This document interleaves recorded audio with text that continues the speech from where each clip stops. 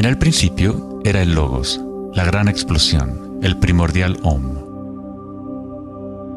La teoría de la gran explosión dice que el universo físico surgió vertiginosamente de un punto singular inimaginablemente denso y caliente, llamado una singularidad, 1000 millones de veces más pequeño que la cabeza de un alfiler. No dice el por qué ni el cómo. Cuanto más misterioso es algo, más asumimos que lo comprendemos.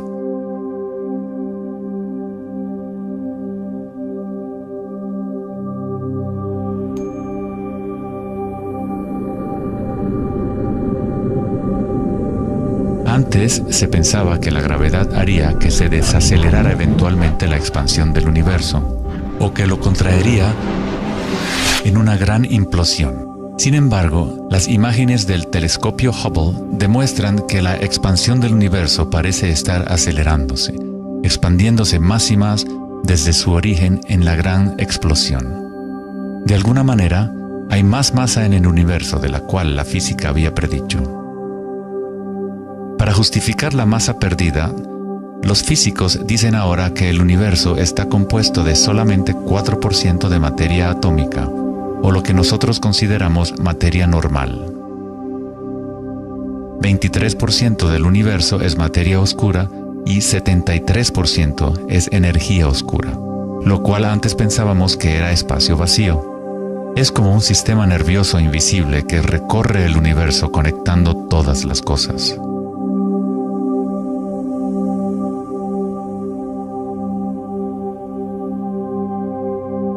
Los antiguos maestros védicos enseñaban Nada Brahma.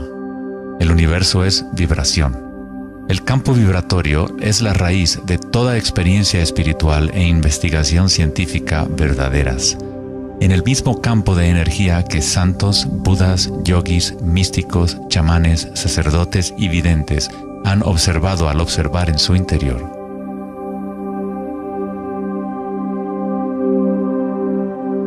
Se le ha denominado Akasha, el primordial Om, la red de joyas de Indra, la música de las esferas y miles de otros nombres a través de la historia.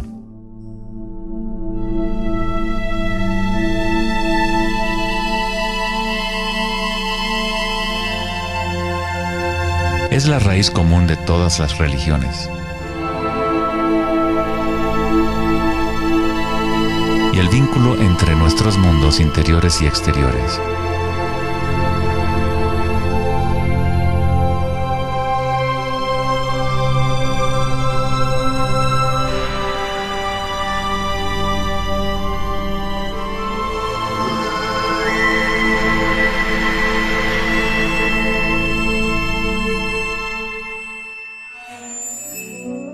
En el siglo III, el budismo Mahayana describió una cosmología no muy diferente a la física más avanzada de hoy en día.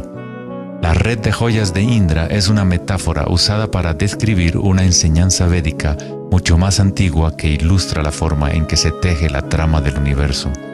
Indra, el rey de los dioses, dio a luz el sol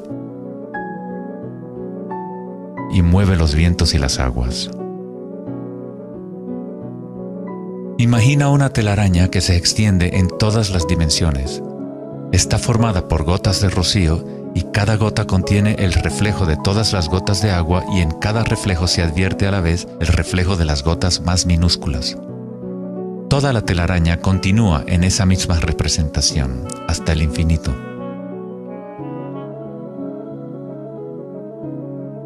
La red de Indra podría ser descrita como un universo holográfico, donde hasta el más mínimo rayo de luz contiene el patrón completo de la totalidad. Se hace referencia a veces al científico serbio-americano Nikola Tesla como el hombre que inventó el siglo XX. Tesla fue el responsable del descubrimiento de la electricidad de corriente alterna y muchos otros inventos que ahora son parte de la vida cotidiana. Debido a su interés en las antiguas tradiciones védicas, Tesla se encontraba en una posición única para comprender la ciencia a través de un modelo tanto oriental como occidental. Como todos los grandes científicos, Tesla investigó profundamente los misterios del mundo exterior, pero también observó profundamente su interior. Al igual que los antiguos yogis, Tesla utilizó el término akasha para describir el sentido etéreo que se extiende a lo largo de todo. Tesla estudió con Swami Vivekananda, un yogi que trajo las enseñanzas antiguas de India al occidente. En las enseñanzas védicas, akasha es el espacio en sí, el espacio que los otros elementos llenan, que existe simultáneamente con la vibración. Son inseparables. Akasha es el yin del yang del prana.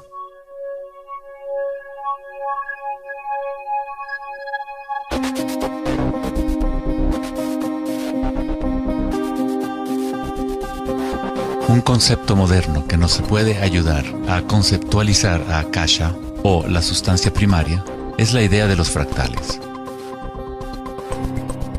No fue sino hasta la década de los 80 que los avances en las computadoras nos permitieron visualizar y reproducir en realidad matemática los patrones de la naturaleza. El término fractal fue acuñado en 1980 por el matemático Benoit Mandelbrot, que estudió ciertas ecuaciones matemáticas simples de cuando se repiten, producen una serie interminable de cambios en las formas matemáticas o geométricas dentro de un marco limitado. Son limitadas, pero al mismo tiempo infinitas. Un fractal es una forma geométrica aproximada que se puede dividir en partes, cada una de las cuales es aproximadamente del tamaño de una copia reducida del patrón completo, una propiedad llamada autosemejanza. Los fractales de Mandelbrot han sido llamados las huellas digitales de Dios.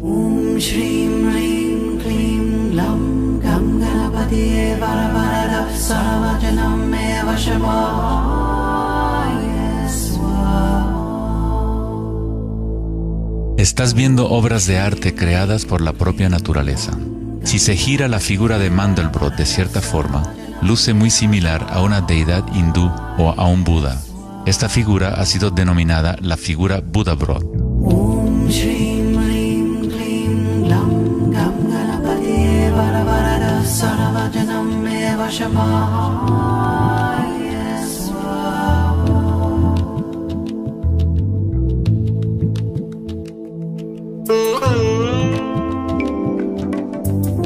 Si nos fijamos en algunas formas de arte y arquitectura antigua, veremos que los humanos hemos asociado la belleza y lo sagrado con patrones fractales desde hace ya mucho tiempo.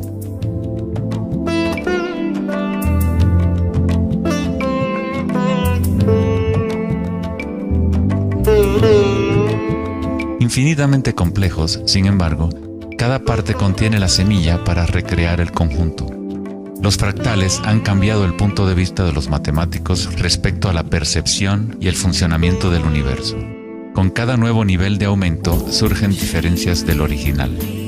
El cambio y la transformación constante ocurren a medida que atravesamos el nivel de un detalle fractal a otro. Esta transformación es el espiral cósmico, la inteligencia intrínseca de la matriz del espacio-tiempo.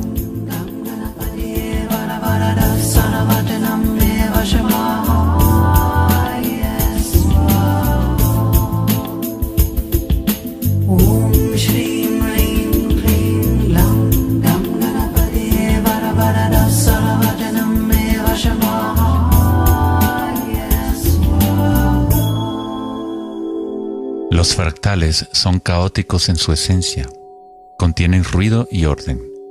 Cuando nuestras mentes reconocen o definen un patrón, nos enfocamos en él como si fuera una cosa. Tratamos de encontrar los patrones que consideramos bellos, pero a fin de sostenerlos en nuestras mentes, debemos apartar el resto del fractal.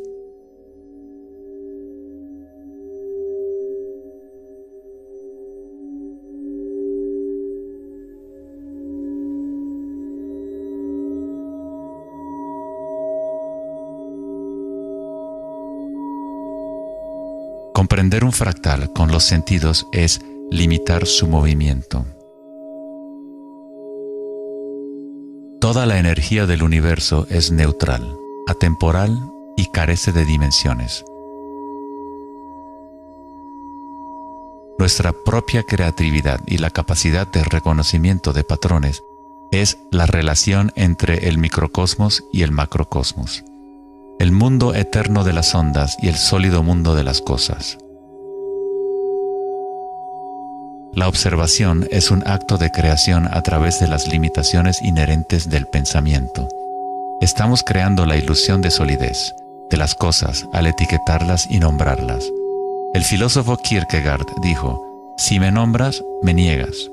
Al darme un nombre, una etiqueta, niegas las otras posibilidades que yo podría ser.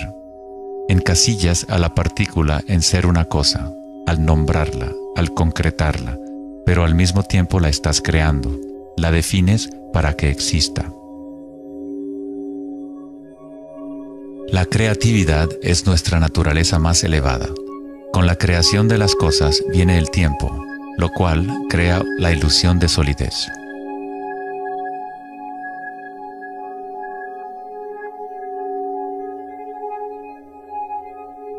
Einstein fue el primer científico en comprender que lo que nosotros consideramos espacio vacío no es la nada, posee propiedades y casi incalculables cantidades de energía son parte intrínseca de la naturaleza del espacio. El famoso físico Richard Feynman dijo en una ocasión: hay suficiente energía en un solo metro cúbico de espacio para hervir todos los océanos del mundo. Los meditadores avanzados saben que en el silencio se encuentra el mayor poder. Buda tenía otro término para la sustancia primaria. La llamaba kalapas. Las kalapas son como partículas u ondas minúsculas que están surgiendo y desapareciendo miles de millones de veces por segundo.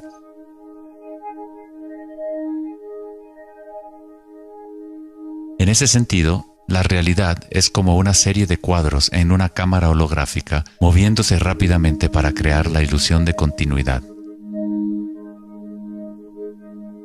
Cuando la conciencia se queda completamente inmóvil, se comprende la ilusión, pues es la conciencia misma la que genera la ilusión.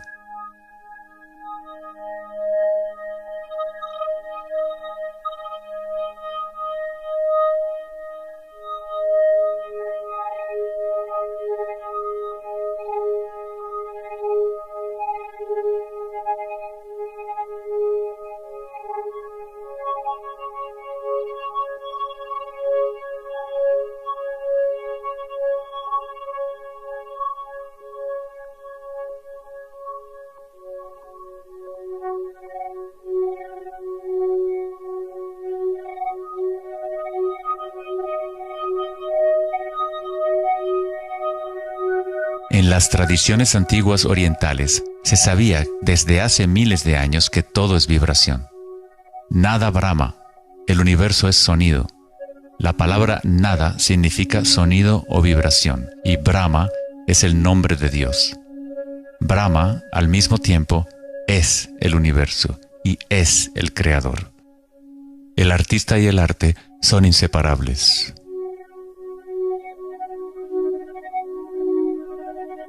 En los Upanishads, uno de los más antiguos registros de los seres humanos en la antigua India, se dice que Brahma, el creador, estaba sentado sobre una flor de loto, abrió los ojos y el mundo surgió. Brahma cierra sus ojos y un mundo entero cesa de existir.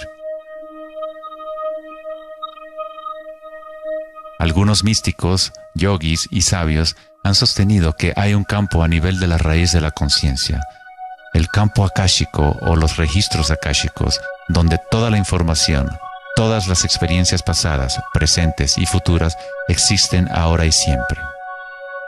Es este campo o matriz de la que surgen todas las cosas. Desde las partículas subatómicas, las galaxias, las estrellas, los planetas y toda la vida.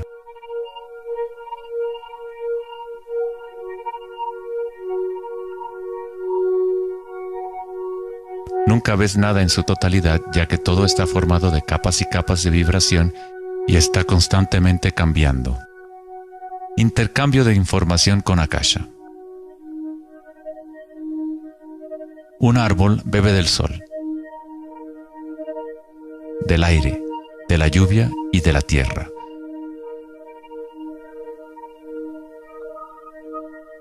Un mundo de energía entra y sale de esta cosa llamada árbol. Cuando la mente pensante permanece en calma, observas la realidad tal como es. Todos los aspectos en conjunto, el árbol, el cielo y la tierra, la lluvia y las estrellas no están separadas. La vida y la muerte, el yo y el otro no están separados. Así como la montaña y el valle son inseparables. En las tradiciones indígenas de los Estados Unidos y en otras tradiciones indígenas, se dice que cada cosa tiene espíritu, lo cual es otra forma de decir, todo está conectado con la única fuente de vibración. Hay una conciencia, un campo, una fuerza que se mueve a través de todo. Este campo no está aconteciendo a tu alrededor, sino a través de ti y en calidad de tu esencia. Tú eres la U en la palabra universo. Eres los ojos con los cuales la creación se observa a sí misma. Cuando te despiertas de un sueño, te das cuenta que todo lo del sueño era parte de ti. Tú lo estabas creando. Es igual para lo que llamamos la vida real. Cada uno y cada cosa eres tú. La única conciencia mirando a través de cada ojo, bajo cada roca,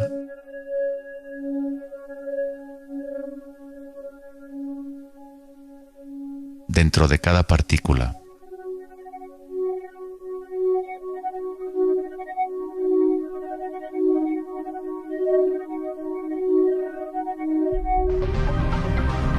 Los investigadores internacionales del CERN, el Laboratorio Europeo de Física de Partículas, están buscando este campo que se extiende a lo largo de todas las cosas. Pero en lugar de mirar hacia adentro, miran al mundo físico externo. Científicos del laboratorio CERN en Ginebra, Suiza, anunciaron que habían encontrado el bosón de Higgs, o la partícula de Dios. Los experimentos del bosón de Higgs demostraron científicamente que un campo de energía invisible llena el vacío del espacio. El gran colisionador de hadrones del CERN consiste en un anillo de 17 millas de circunferencia en la que dos haces de partículas corren en direcciones opuestas, convergiendo y estrellándose casi a la velocidad de la luz. Los científicos observan lo que surge de las violentas colisiones. El modelo estándar no puede explicar cómo las partículas obtienen su masa. Todo parece estar compuesto de vibraciones, pero no hay ninguna cosa que esté siendo vibrada. Es como si hubiera un bailarín invisible, una sombra, danzando oculta en el valle del universo. Los demás bailarines siempre han danzado alrededor de este bailarín oculto.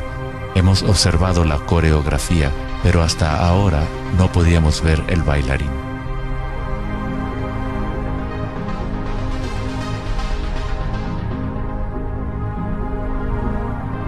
La denominada partícula de Dios, las propiedades de la materia básica del universo, el núcleo de toda la materia que constituiría la masa y la energía inexplicable que acciona la expansión del universo. Pero lejos de explicar la naturaleza del universo, el descubrimiento del bosón de Higgs simplemente presenta un misterio aún mayor, dejando al descubierto un universo que es aún más misterioso de lo que nunca habíamos imaginado. La ciencia se acerca al umbral entre la conciencia y la materia. El ojo con el cual observamos el campo primordial y el ojo con el cual el campo nos observa son uno y el mismo.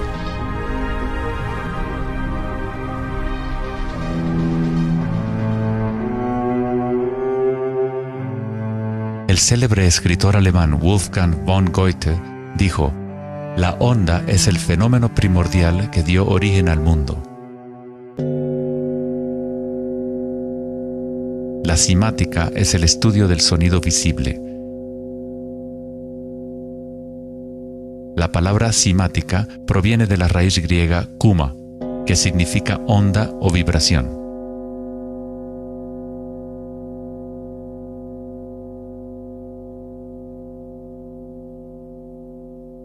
Uno de los primeros científicos occidentales que estudió con seriedad el fenómeno de las ondas fue Ernst Chladni, un músico y físico alemán que murió en el siglo XVIII.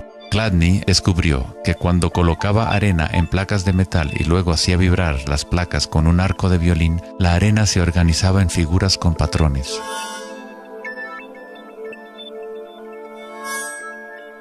Diferentes formas geométricas aparecían dependiendo de la vibración producida.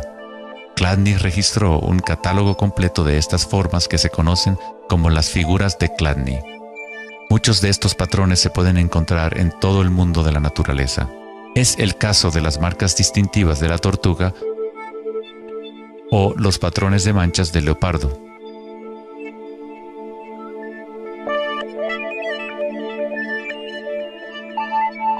El estudio de los patrones Chladni o patrones ximáticos es uno de los métodos secretos con el que los fabricantes de alta calidad de guitarras, violines y otros instrumentos prueban la calidad del sonido que emiten.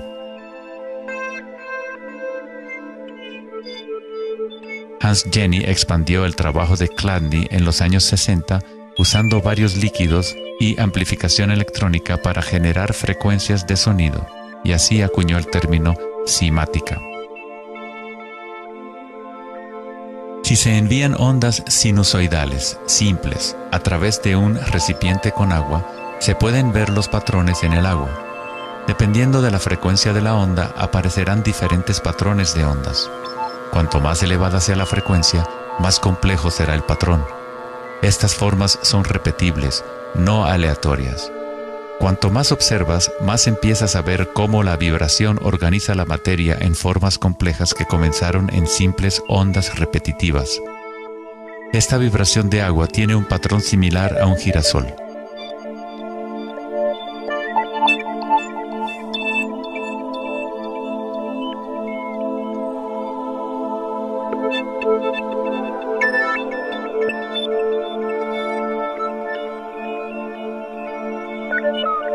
Tan solo cambiando la frecuencia de sonido se obtiene un patrón diferente.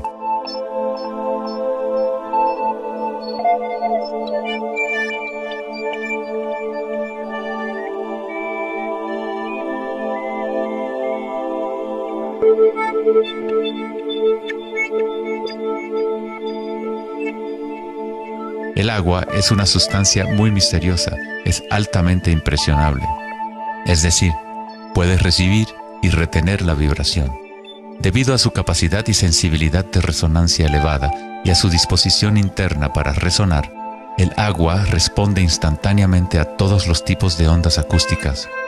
Agua y tierra vibrante constituyen la mayoría de la masa en las plantas y los animales. Es fácil observar cómo simples vibraciones en el agua pueden crear patrones reconocibles naturales, pero a medida que agregamos sólidos y aumentamos la amplitud, las cosas se ponen aún más interesantes. Al añadir almidón de maíz al agua, obtenemos fenómenos más complejos.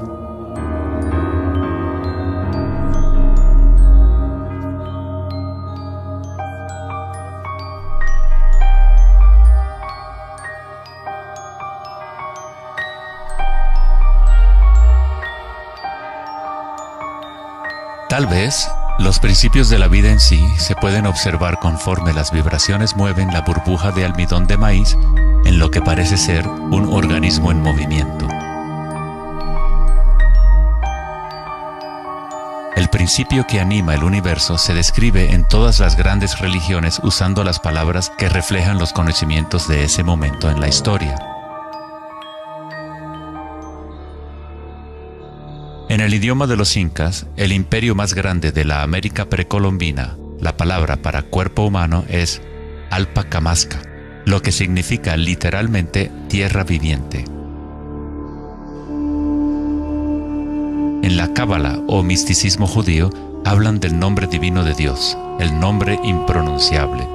No se puede pronunciar debido a que es una vibración que está en todas partes.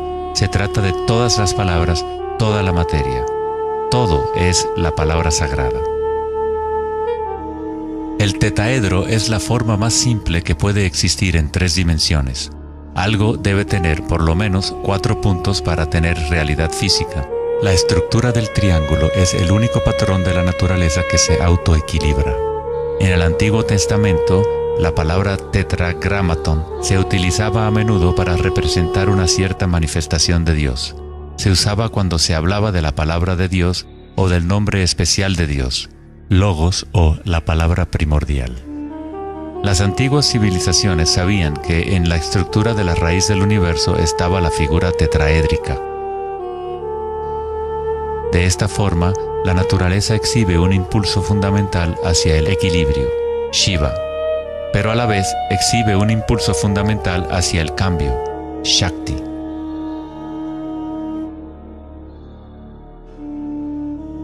En la Biblia, el Evangelio de Juan dice comúnmente, en el principio era la palabra, pero en el texto original el término utilizado fue logos.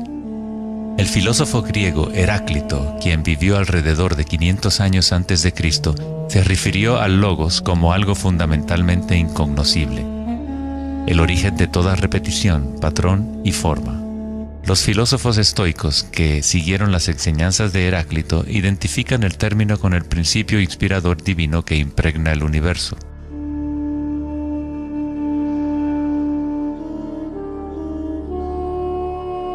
En el sufismo, el logos está en todas partes y en todas las cosas. Es aquello de lo cual lo inmanifiesto se manifiesta.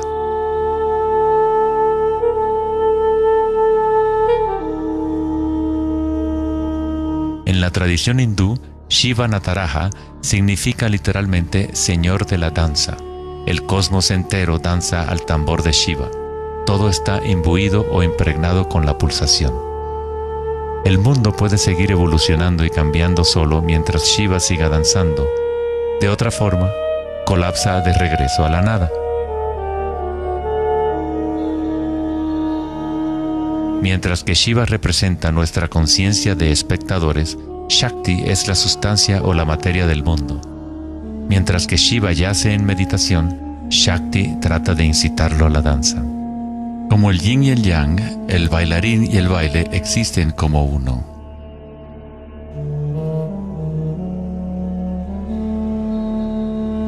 Logos también significa verdad inocultable. Aquel que conoce el logos, conoce la verdad. Existen muchas capas de encubrimiento en el mundo humano como consecuencia de los múltiples giros de Akasha hasta convertirse en estructuras complejas que ocultan la fuente de sí misma. Como un juego divino de las escondidas, nos hemos ocultado desde hace miles de años y eventualmente nos hemos olvidado por completo del juego. De alguna forma, nos olvidamos que había algo que encontrar. En el budismo se enseña a través de la meditación a percibir directamente el logos, el campo del cambio o impermanencia en nuestro interior. Cuando observas tu mundo interior, observas las sensaciones y energías más sutiles conforme la mente se concentra y se enfoca. A través de la comprensión directa de anicca o impermanencia a nivel de la raíz de la sensación, uno se libera del apego a las formas externas transitorias.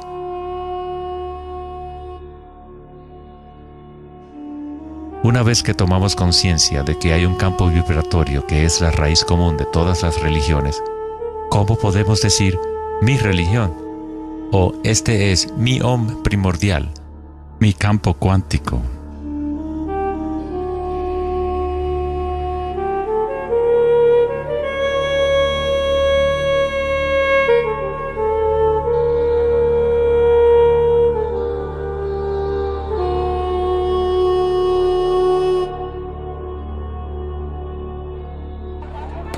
La verdadera crisis en nuestro mundo no es de carácter social, político o económico. Nuestra crisis es una crisis de conciencia, la incapacidad de experimentar directamente nuestra verdadera naturaleza. La incapacidad de reconocer esto en todo el mundo y en todas las cosas.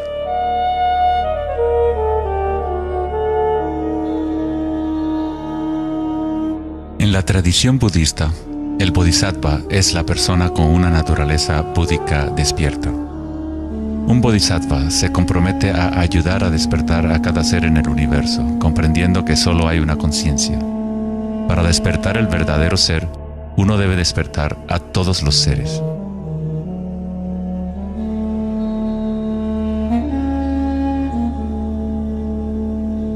Existen innumerables seres conscientes en el universo a quienes me comprometo a ayudar a despertar. Mis imperfecciones son inagotables. Prometo vencerlas todas. El Dharma es inescrutable. Me comprometo a conocerlo. El camino a despertar es inalcanzable. Me comprometo a alcanzarlo.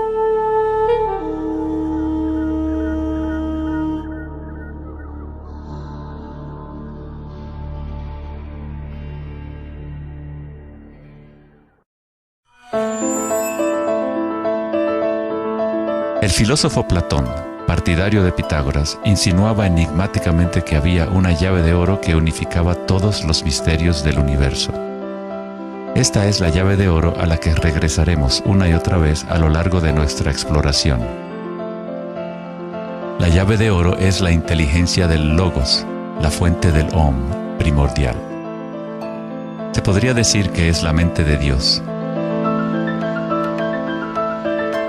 Con nuestros limitados sentidos, estamos observando solo la manifestación externa de la mecánica oculta de la autosemejanza. La fuente de esta simetría divina es el misterio más grande de nuestra existencia. Muchos de los pensadores monumentales de la historia, como Pitágoras, Kepler, Leonardo da Vinci, Tesla y Einstein, han llegado al umbral del misterio. Einstein dijo: "Lo más bello que podemos experimentar es lo misterioso. Es la fuente de cualquier arte y ciencia verdadera". Aquel que no conoce esta emoción, que no hace pausa para maravillarse y quedarse absorto en admiración, es como si estuviera muerto. Sus ojos están cerrados.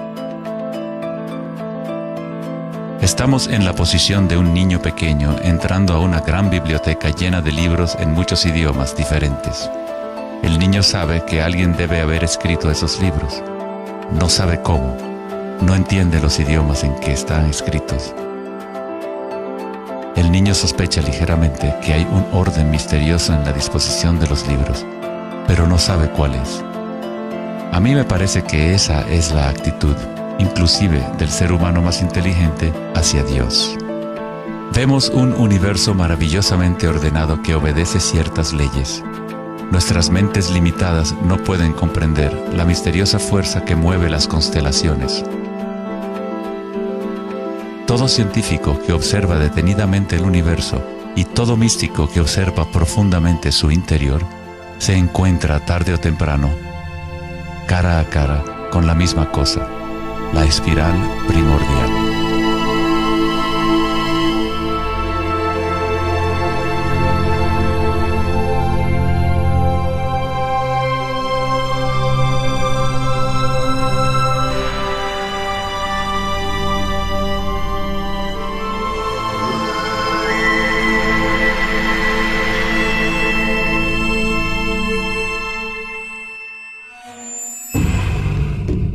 Mil años antes de la creación del antiguo observatorio de Stonehenge, la espiral era un símbolo predominante en la Tierra. Las espirales antiguas se pueden encontrar por todas partes del mundo. Miles de espirales antiguas como estas se pueden encontrar en toda Europa, Nuevo México y Utah en Estados Unidos, Australia, China y Rusia, en virtualmente todas las culturas indígenas de la Tierra. Las espirales antiguas simbolizan el crecimiento, la expansión y la energía cósmica encarnada en el Sol y en el cielo. La forma espiral refleja el macrocosmos del universo mismo revelándose. En las tradiciones indígenas, la espiral es la fuente energética, la madre primordial. Las espirales neolíticas de Newgrange, Irlanda, se remontan a 5000 años.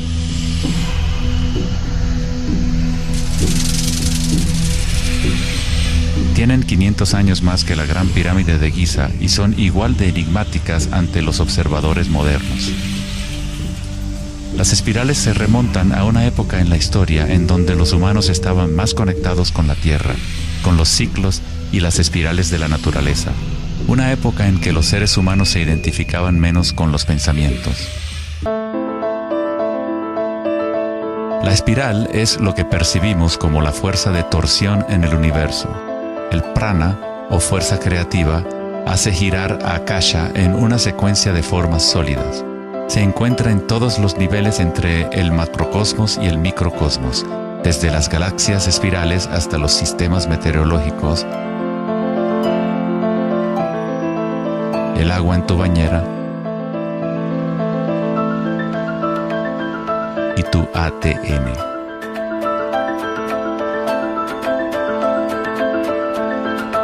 En la experiencia directa de tu propia energía, la espiral primordial no es una idea, sino más bien lo que hace posible toda condición e idea.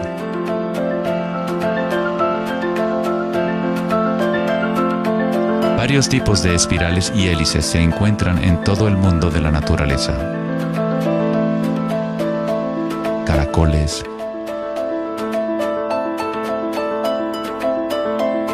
corales marinos,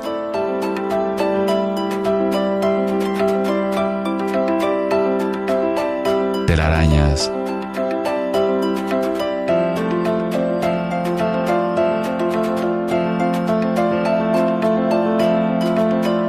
fósiles.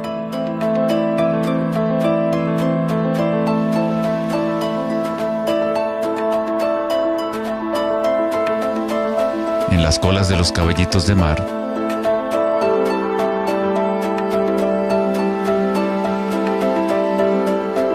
y en las conchas. Muchas espirales en la naturaleza se pueden observar como espirales logarítmicas o espirales en crecimiento. A medida que avanzas desde el centro de la espiral, las secciones son exponencialmente más grandes. Al igual que la red de joyas de Indra, las espirales logarítmicas son autosemejantes u holográficas, de manera que las características de cada parte reflejan el conjunto. Hace 2400 años, en la antigua Grecia, Platón consideraba la proporción geométrica continua como el vínculo cósmico más profundo. La sección áurea, o número áureo, o proporción divina, era el secreto más grande de la naturaleza. La sección áurea puede expresarse como la relación de A más B a es igual a la relación de A B. Para Platón, el alma del mundo se vincula en una sola resonancia armónica. El mismo patrón pentagonal que existe en una estrella de mar o en una rebanada de quimbombo se puede observar en la trayectoria del planeta Venus trazada en el cielo nocturno durante un periodo de 8 años.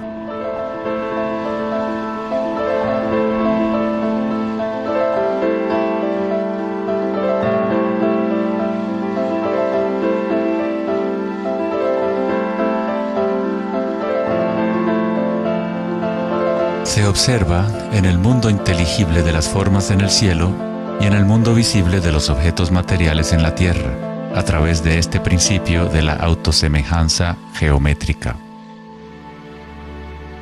Desde los patrones autosemejantes del brócoli romanesco hasta las ramas de las galaxias, las espirales logarítmicas son patrones omnipresentes y arquetípicos. Nuestra galaxia de la Vía Láctea tiene varias ramas espirales logarítmicas con una pendiente de unos 12 grados.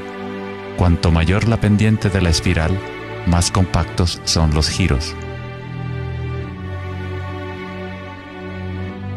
Al observar una planta que crece a intervalos de tiempo en un video, uno es testigo de su danza con la espiral de la vida.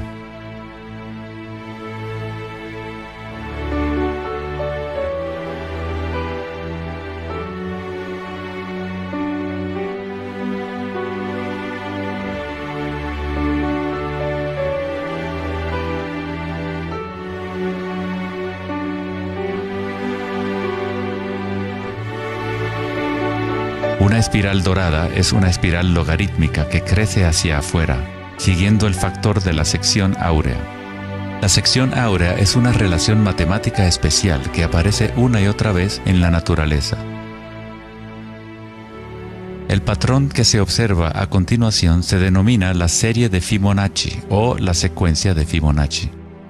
La serie de Fibonacci se desarrolla de tal manera que cada número es la suma de los dos números anteriores. El matemático y astrónomo alemán Kepler descubrió que patrones autosemejantes de espirales son observables de la manera en la cual las hojas están dispuestas en los tallos de las plantas, o en el orden de los pétalos y los capullos de las flores. Leonardo da Vinci observó que el espacio en las hojas tenía a menudo forma de patrones espirales.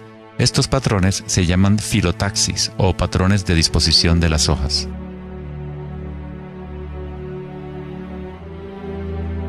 La disposición filotaxis se puede observar en los nucleótidos independientes del ADN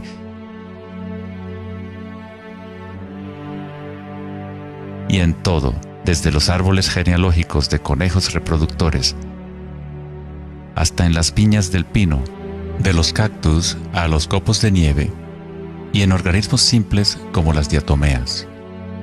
Las diatomeas son uno de los tipos más comunes de fitoplancton, organismos unicelulares que sirven de alimento a numerosas especies en la cadena alimenticia.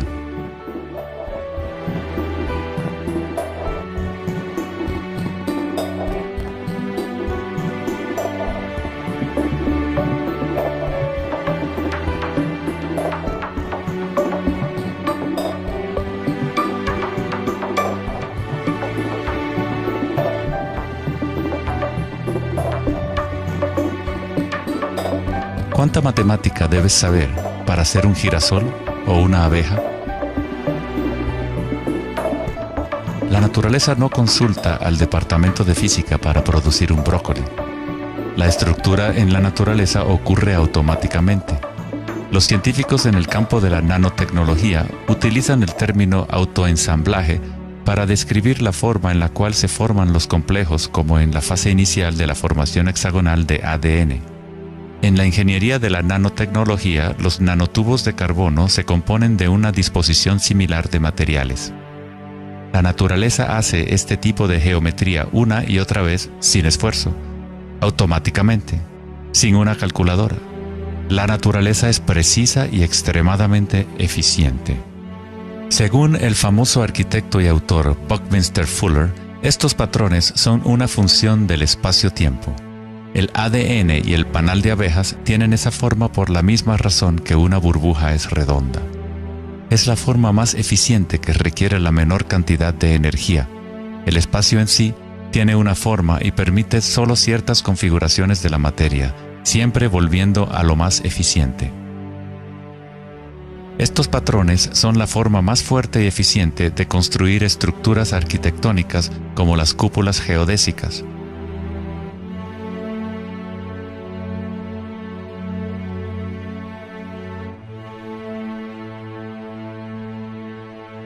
Los patrones de espirales logarítmicas permiten la exposición máxima de las plantas a los insectos para la polinización. La máxima exposición a la luz solar y la lluvia que les permite llevar el agua de manera eficiente y en espiral hacia sus raíces. Las aves rapaces utilizan el patrón de espiral logarítmica para acechar a su próxima presa. Volar en espiral es la forma más eficiente de cazar.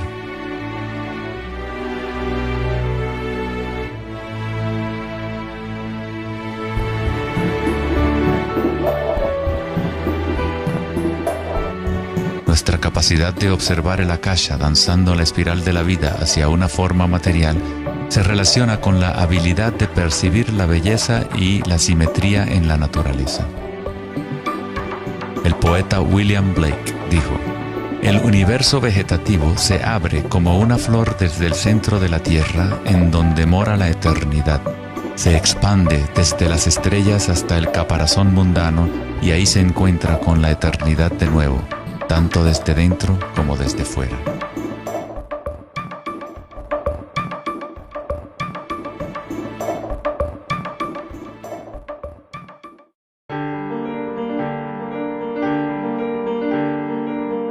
estudio de los patrones en la naturaleza no es algo familiar en el mundo occidental, pero en la antigua China, esta ciencia es conocida como Li. El Li refleja el orden dinámico y el patrón en la naturaleza. Pero no es considerado algo estático, congelado o inmutable como un mosaico. Es un patrón dinámico que se materializa en todos los seres vivos.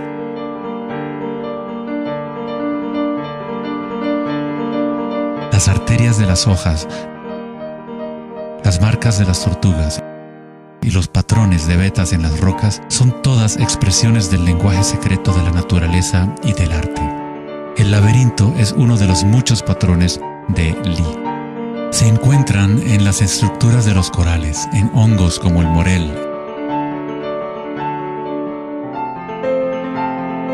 en coles y en el cerebro humano. El patrón celular es otro patrón común en la naturaleza.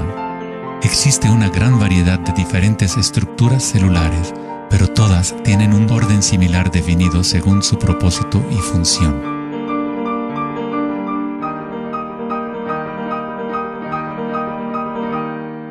Es fácil quedarse fascinado ante el juego constante de formas, pero lo más interesante es que ciertas formas arquetípicas parecen estar entretejidas en la trama de la naturaleza. El patrón de ramificación es otro patrón Li, o modelo arquetípico observable en todos los niveles y en todas las escalas fractales.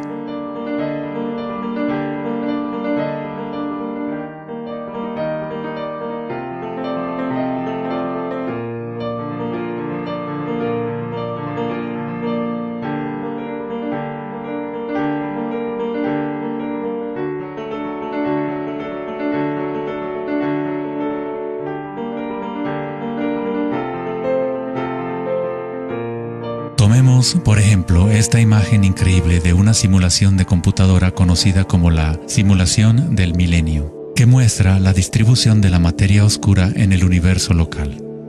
Fue creada por Max Planck Society en Alemania. La materia oscura es lo que antes considerábamos espacio vacío. Es como un sistema nervioso invisible que recorre todo el universo.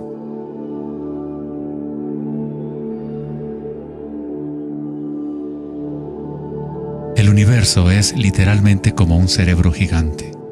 Está constantemente utilizando un tipo de energía oscura u oculta que solo hasta ahora la ciencia empieza a entender.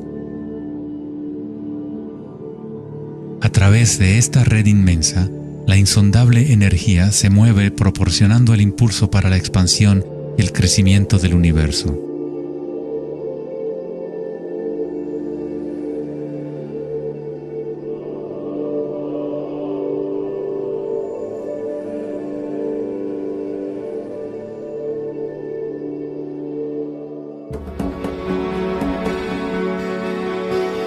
La naturaleza crea patrones de ramificación automáticamente cuando creamos las condiciones adecuadas. La naturaleza es una máquina generadora de arte o un motor creador de belleza. Aquí, la electricidad se utiliza para hacer crecer las ramas de cristal plata. El metraje es en intervalos de tiempo a medida que crecen durante varias horas. Los cristales se forman sobre el cátodo de aluminio cuando los iones se depositan por electrólisis a partir de una solución de nitrato de plata. La formación es autoorganizadora. Estás viendo arte generado por la propia naturaleza. Johann Wolfgang von Goethe dijo: "La belleza es una manifestación de las leyes secretas de la naturaleza, que de otra manera estarían ocultas para nosotros por siempre". En este sentido, todo en la naturaleza está vivo, organizándose a sí mismo. Cuando se usa alto voltaje en la ramificación fractal, esto se vuelve todavía más obvio. Está sucediendo en tiempo real.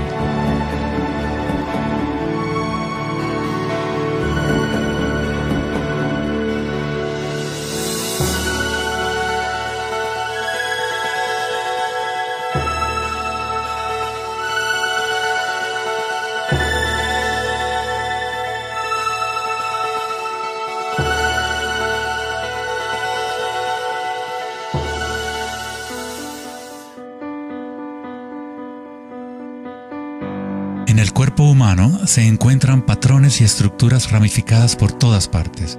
Son, por supuesto, el sistema nervioso de la medicina occidental. Pero en la medicina china, ayurvédica y tibetana, los meridianos de energía son un componente esencial para entender cómo funciona el cuerpo. Los nadis o meridianos de energía forman estructuras ramificadas. Una autopsia no revelará los chakras o nadis, pero eso no quiere decir que no existen. Es necesario refinar las herramientas que usamos para poder observar. En primer lugar, debes aprender a acallar tu mente. Solo entonces podrás ver estas cosas primero en tu interior. En la teoría eléctrica, cuanta menos resistencia haya en un cable, más fácilmente puede transportar energía. Al cultivar la ecuanimidad a través de la meditación, se crea un estado de no resistencia en tu cuerpo. Prana o chi, o energía interna, es simplemente tu vitalidad interior. Lo que sientes cuando tomas conciencia desde el interior del cuerpo. Los hilos sutiles de tu cuerpo que transportan el prana, los nadis, logran mover más y más energía pránica a través de los chakras. El cableado se hace más fuerte a medida que lo usas, pues permites que la energía fluya. Donde quiera que haya conciencia, el chi o energía comenzará a fluir y prosperarán las conexiones físicas. En el sistema nervioso y el cerebro, los patrones físicos de cableado se establecen por repetición. Si prestas atención continuamente a lo que está en tu interior y reduces la resistencia a las sensaciones que están experimentando, incrementas tu capacidad energética.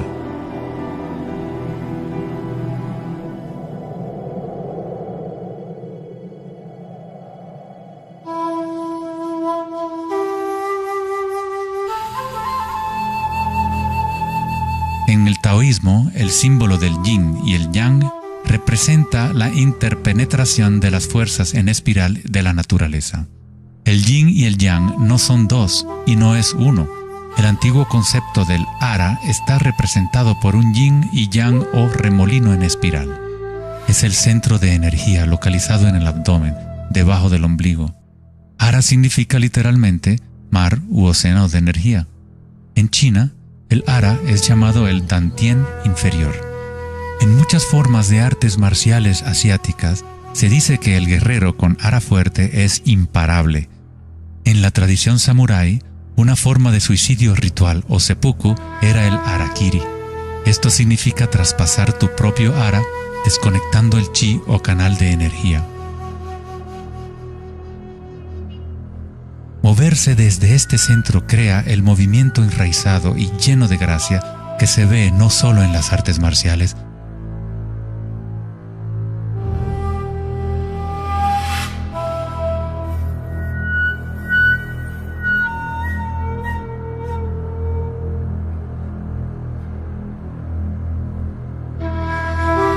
sino en grandes golfistas, bailarinas de danza del vientre.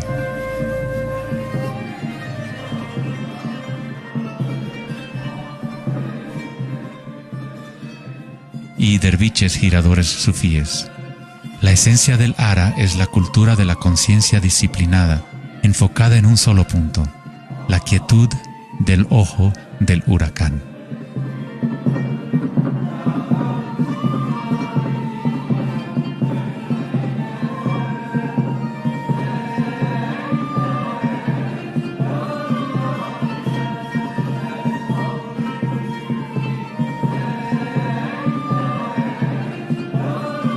Es el instinto de nuestras entrañas con relación a nuestra propia fuente de energía.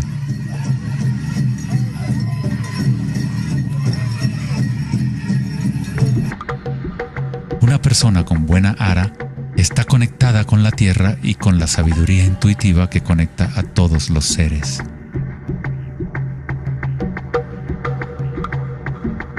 Pensar con tu vientre, el ara de Kengasai, es conectarte con tu sabiduría interior.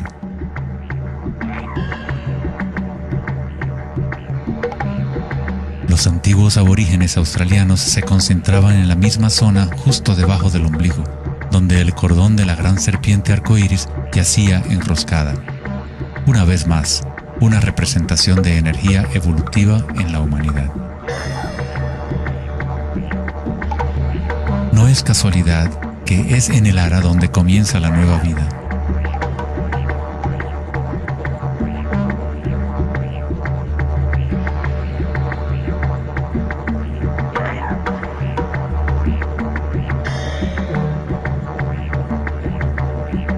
El sistema nervioso entérico, a veces llamado cerebro intestinal, es capaz de mantener una matriz compleja de conexiones similares a las del cerebro en la cabeza, con sus propias neuronas y neurotransmisores. Puede actuar de forma autónoma, es decir, con su propia inteligencia. Se podría decir que el cerebro intestinal es una versión fractal del cerebro de la cabeza, o tal vez el cerebro de la cabeza es una versión fractal del cerebro intestinal. Un oso sano tiene un ara fuerte. Cuando un oso sabe dónde hurgar para encontrar hierbas, sigue el movimiento del chi a través de sus sentidos, centrando en el ara o vientre. Esta es la conexión del oso con la cabaña de los sueños, el lugar en las tradiciones indígenas de donde proviene todo el conocimiento y regresa hacia la espiral de la vida. Pero, ¿cómo conocían los antiguos pueblos la espiral si la ciencia moderna está apenas empezando ahora a reconocer su importancia? Pregúntale a las abejas. Ellas no se han olvidado de amar. Las abejas tienen una conexión especial con la fuente como parte de un sistema simbiótico que ayuda a la belleza y a la diversidad a florecer. Son un puente entre el macrocosmos y el microcosmos. Hay un corazón que nos conecta a todos, como una mente colectiva, por llamarla así. Al igual que un cerebro abierto, la colmena envía sus sueños al mundo para manifestarse.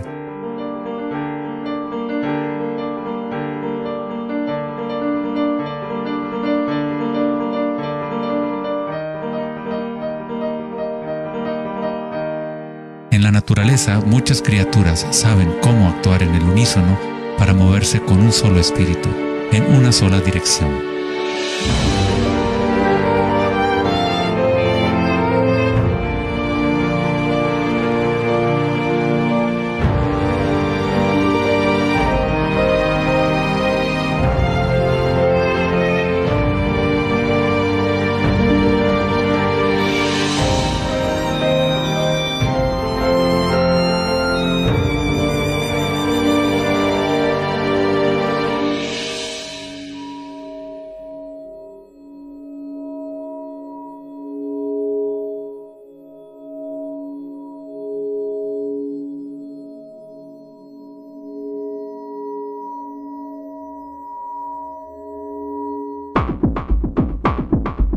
Pero no todos se benefician de las otras especies a su alrededor. Por ejemplo, la cigarra devora todo en su camino. Una cigarra no tiene ninguna otra opción que actuar como cigarra. Nunca va a producir miel ni a polinizar plantas como una abeja. El comportamiento de una cigarra es rígido, pero un ser humano es único en el sentido de que podemos actuar como una abeja o como una cigarra. Tenemos la libertad de cambiar y manipular los patrones de la forma en que interactuamos con el mundo. Podemos existir en simbiosis o como parásitos.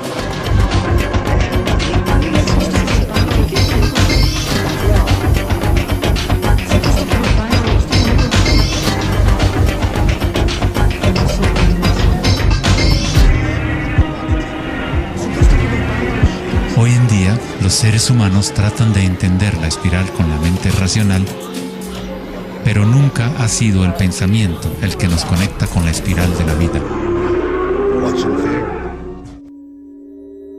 Siempre hemos estado conectados.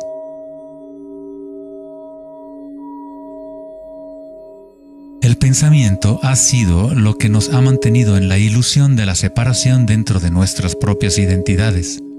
El pensamiento es la creación de la separación, la experiencia de limitación. Cuanto más nos alineamos con el pensamiento, más nos alejamos de la fuente. Las culturas antiguas menos orientadas al pensamiento se alineaban con la espiral de una manera más directa y personal de lo que nosotros hacemos hoy en día. En la antigua India, el Kundalini es una representación de la propia energía interior que se mueve a lo largo de la columna vertebral en un patrón en forma de serpiente o hélice. En las antiguas tradiciones yogis de la India, los mundos interiores de las personas de la época se comparaban con las culturas que se centraban en el ara. Equilibrar el poder de la espiral con la quietud propia de la observación de tu conciencia es alinearte con tu pleno potencial evolutivo, para florecer como el ser original y multifacético que fuiste concebido. Ida, el femenino o canal lunar, está conectado al cerebro derecho y Pingala, el canal masculino o solar, está conectado al cerebro izquierdo. Cuando estos dos canales están en equilibrio, la energía fluye hasta un tercer canal, Sushumna, en el centro de la columna vertebral, energizando los chakras y desbloqueando nuestro pleno potencial evolutivo. La palabra chakra es una antigua palabra sánscrita que significa rueda de energía. El Kundalini es nada menos que la espiral primordial que, como una danza, hace emerger tu vida humana a la existencia. Es un orden diferente de energía al que normalmente conocemos, como un puente de materia bruta para las energías más sutiles. Tú eres ese puente. El Kundalini no es una energía que pueda ser forzada a través de la voluntad, el esfuerzo ni la fricción. Es similar a cultivar una flor. Todo lo que podemos hacer como buenos jardineros es preparar la tierra y las condiciones adecuadas y luego dejar que la naturaleza siga su curso. Si obligas a una flor a florecer prematuramente, la destruyes. La flor crece con su propia inteligencia, con su propia guía de organización. La mentalidad egoica que se obsesiona con el mundo exterior es lo que te impide experimentar tu verdadera naturaleza vibratoria. Cuando la conciencia se vuelca hacia el interior, se asemeja a los rayos del sol y comienza a florecer el loto interior. Conforme el Kundalini despierta en nuestro interior, comenzamos a notar el distintivo de la espiral en todas las cosas. En todos los patrones internos y externos, esta espiral es el vínculo entre nuestros mundos interiores y exteriores.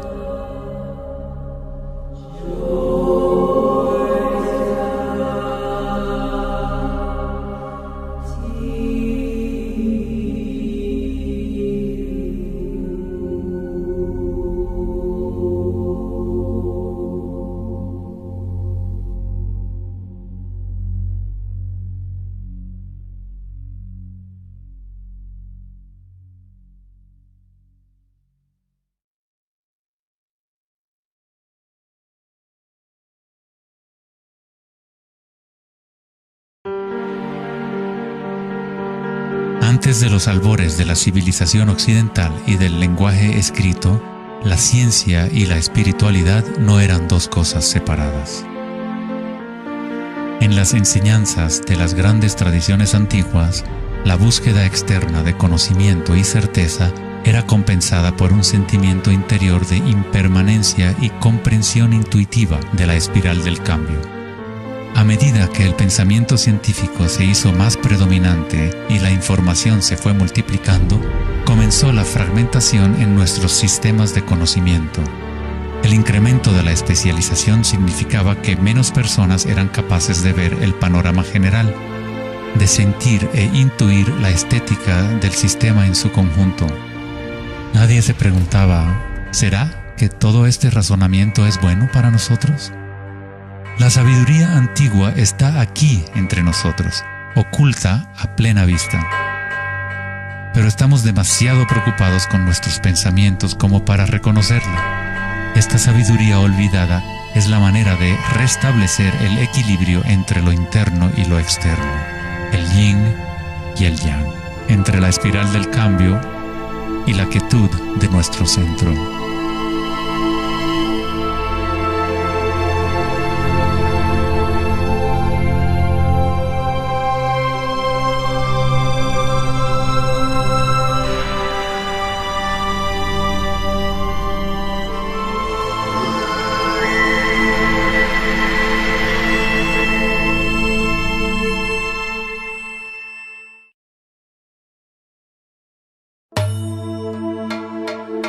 la leyenda griega, Asclepio era hijo de Apolo y dios de la medicina. Su sabiduría y habilidades para la curación eran insuperables, y se decía que había descubierto el secreto mismo de la vida y la muerte. En la antigua Grecia, los templos de curación asclepianos reconocían el poder de la espiral primordial. Esto está simbolizado por la vara de Asclepios. Se dice que Hipócrates, el padre de la medicina, cuyo juramento todavía constituye el código moral de la profesión médica, se entrenó en un templo asclepiano. Hasta el día de hoy, este símbolo de nuestra energía evolutiva se mantiene como el logotipo de la Asociación Médica Americana y otras organizaciones médicas en todo el mundo. En la iconografía egipcia, la serpiente y el pájaro representan la dualidad o polaridad de la naturaleza humana.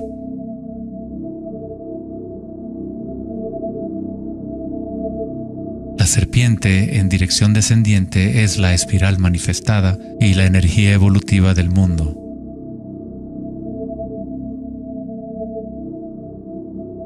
El pájaro es la dirección ascendiente, la corriente dirigida hacia el sol o la concientización unívoca del despertar, el vacío de Akasha.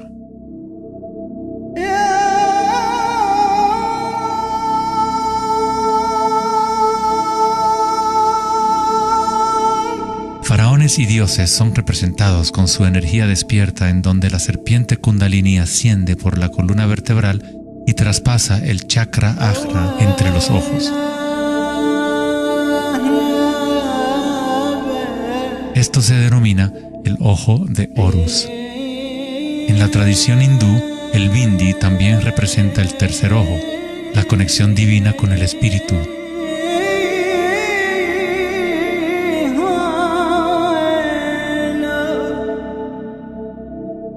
La máscara de Tutankamón es un ejemplo clásico que muestra temas de serpientes y aves.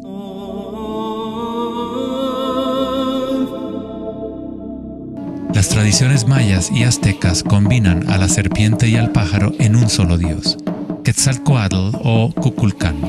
El dios de la serpiente alada representa la conciencia evolutiva despierta o el Kundalini despierto. La persona que despierta a Quetzalcóatl en su interior es una manifestación viviente de lo divino. Se dice que Quetzalcóatl o la energía de la serpiente regresará al final de los tiempos.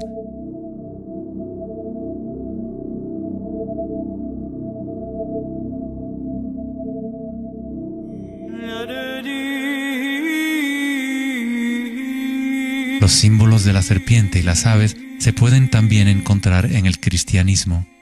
Su significado real podría estar codificado de una manera más profunda, pero el significado es el mismo que en otras tradiciones antiguas.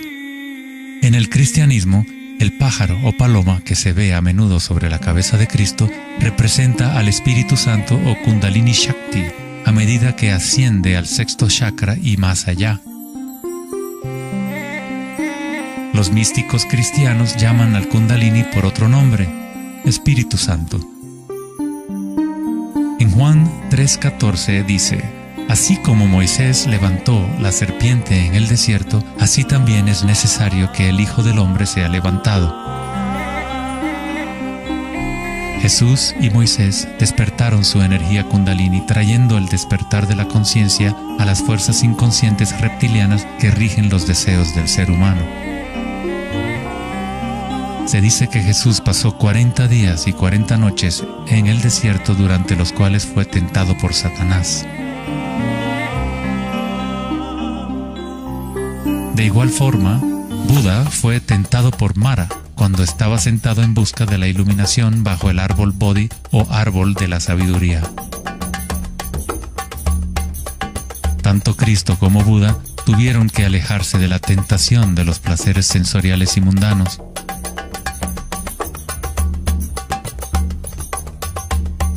En ambas historias, el demonio es la personificación de los propios apegos.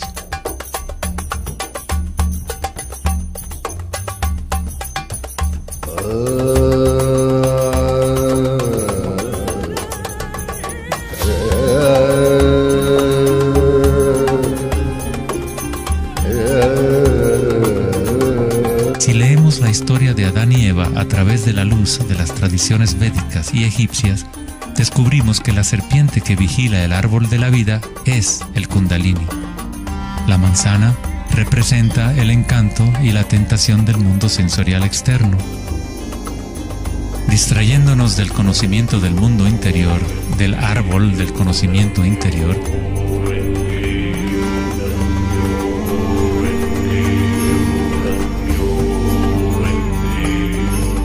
el árbol es simplemente la red de nadis o meridianos de energía dentro de nosotros mismos, que forma literalmente estructuras ramificadas por todo el cuerpo. En nuestra búsqueda egoica de gratificación externa, nos hemos separado del conocimiento del mundo interior, de nuestra conexión a Akasha y a la fuente de la sabiduría.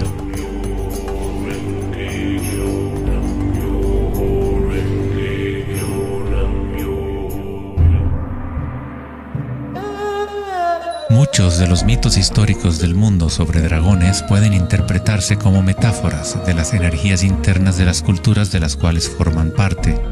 En China, el dragón sigue siendo un símbolo sagrado que representa la felicidad.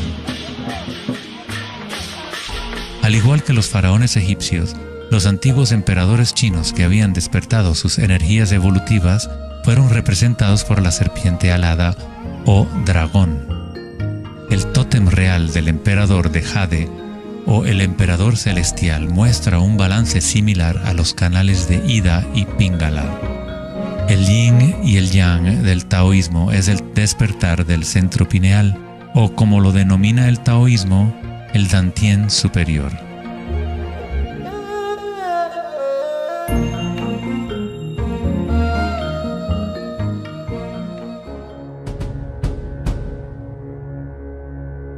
La naturaleza está llena de distintas formas de detectar y asimilar la luz.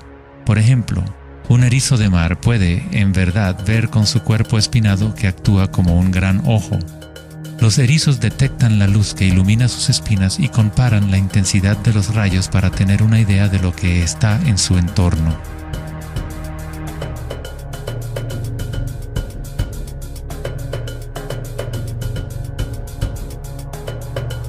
Las iguanas verdes y otros reptiles tienen un ojo parietal o glándula pineal en la parte superior de la cabeza que utilizan para detectar depredadores desde arriba.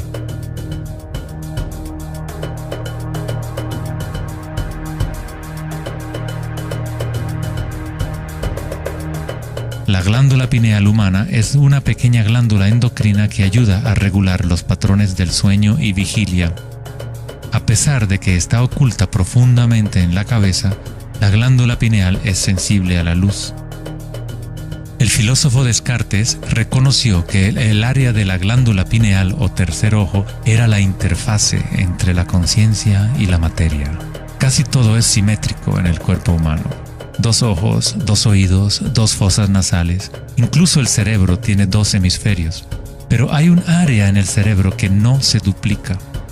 Es el área de la glándula pineal y el centro energético que lo rodea.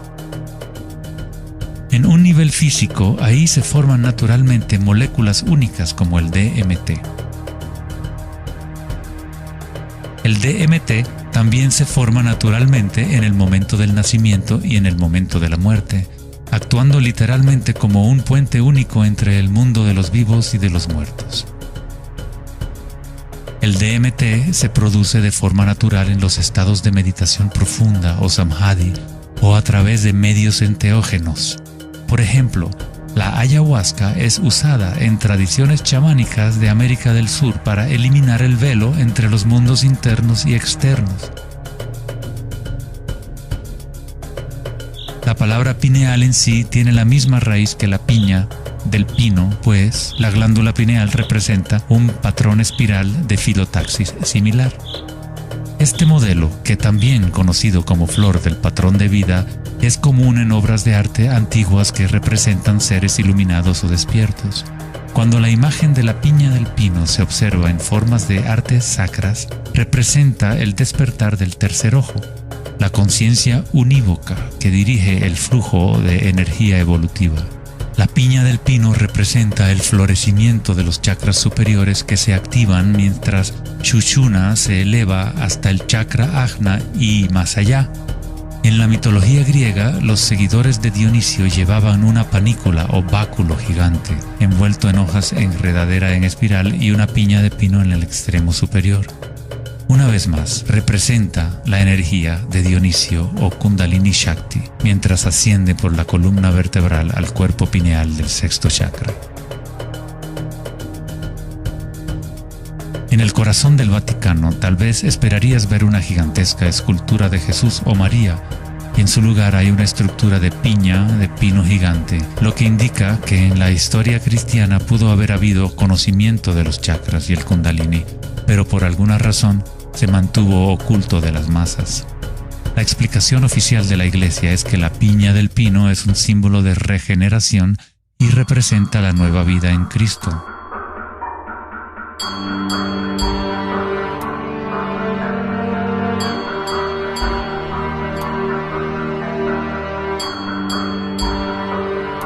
El filósofo y místico del siglo XIII, Meister Eckhart, dijo: "El ojo con el que veo a Dios y el ojo con el que Dios me ve es el mismo". En la Biblia del rey Jacobo, Jesús dijo: "La luz del cuerpo es el ojo, y si por lo tanto tienes un solo ojo, tu cuerpo entero se llenará de luz".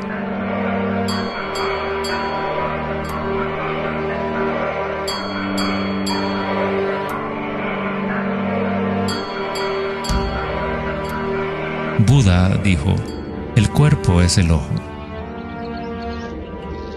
En estado de Samadhi, uno es a la vez el observador y el observado. Somos el universo consciente de sí mismo.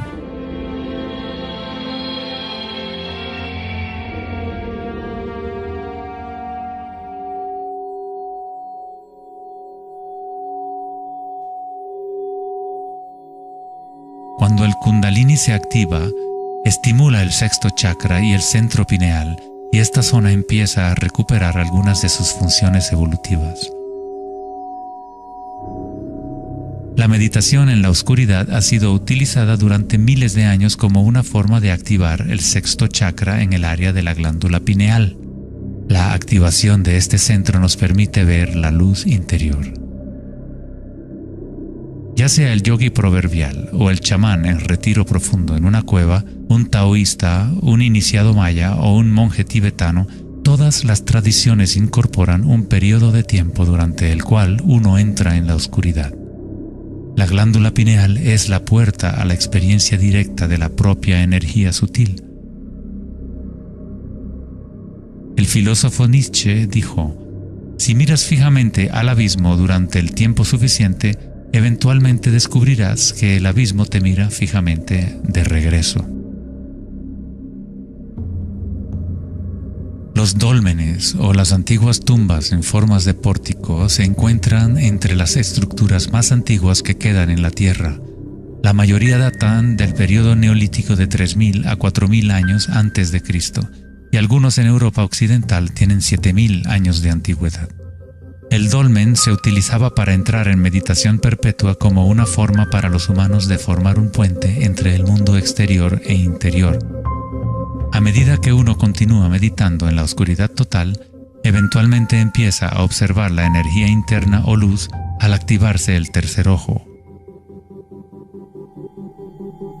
Los ritmos circadianos que se rigen por el sol y los canales de la luna dejan de controlar las funciones del cuerpo y se establece un nuevo ritmo.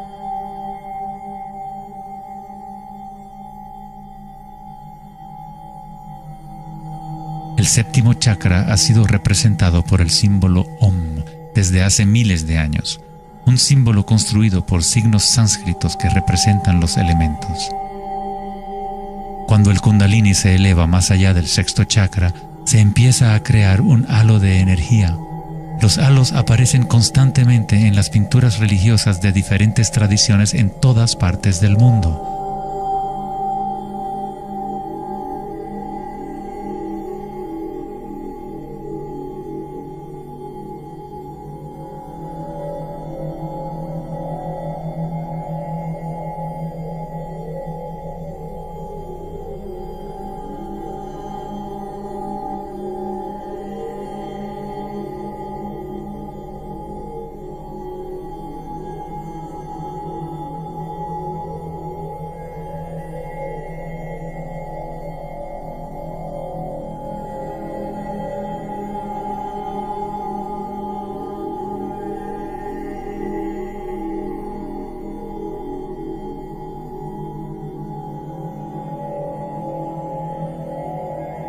El halo, o la imagen de un distintivo energético alrededor de un ser despierto, es común en virtualmente todas las religiones, en todas partes del mundo. El proceso evolutivo de despertar los chakras no es propiedad de un grupo o de una religión, es el derecho inalienable de todo ser humano en el planeta.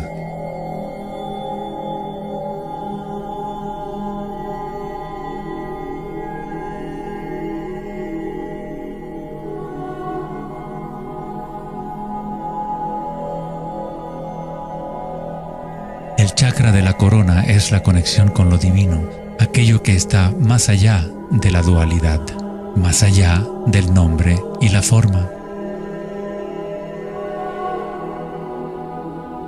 Akenatón fue un faraón cuya esposa era Nefertiti. Era llamado el Hijo del Sol. Él descubrió Atón, o la palabra de Dios en su interior, uniendo el Kundalini y la conciencia.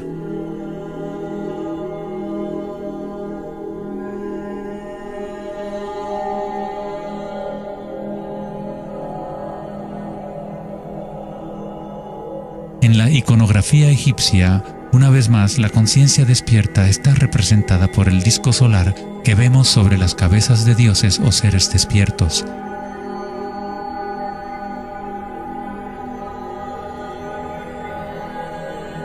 En las tradiciones hindú y yógica, se denomina Sahasrara a ese halo, el loto de 1000 pétalos.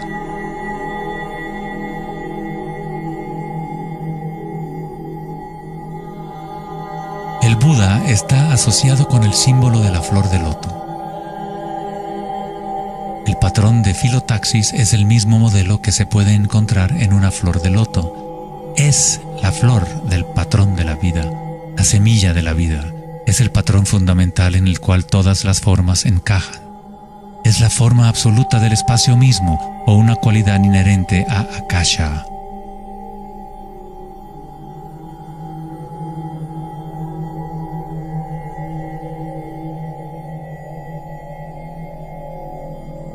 En un momento de la historia, el símbolo de la flor de la vida predominaba por toda la tierra. La flor de la vida se encuentra custodiada por leones en lugares más sagrados de China y otras partes de Asia.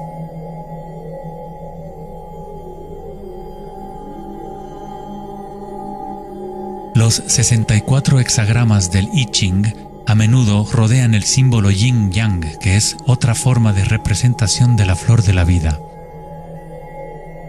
En el interior de la flor de la vida está la base geométrica de todos los sólidos platónicos, de esencialmente cualquier forma que pueda existir.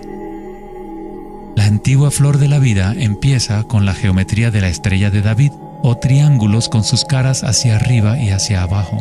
En tridimensional serían estructuras tetaédricas. Este símbolo es un yantra, una especie de programa que existe en el universo, la máquina que genera nuestro mundo fractal. Los yantras se han utilizado como herramientas para despertar la conciencia durante miles de años. La forma visual del yantra es una representación externa de un proceso interno de desarrollo espiritual.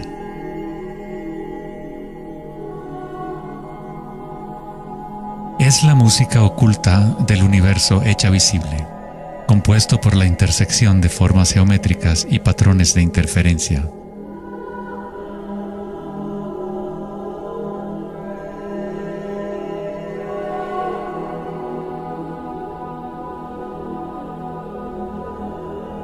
Cada chakra es un loto, un yantra, un centro psicofisiológico a través del cual el mundo puede ser experimentado.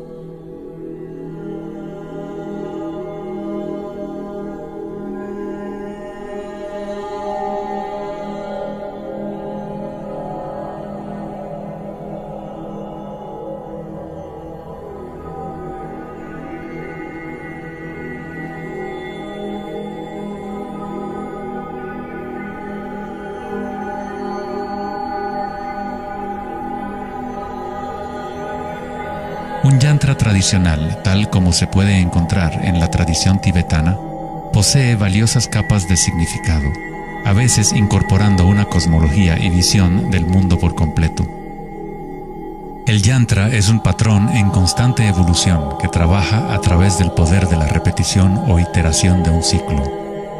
El poder del yantra está casi perdido en el mundo de hoy, ya que buscamos significado solo en la forma externa y no lo conectamos a nuestras energías internas a través de la intención.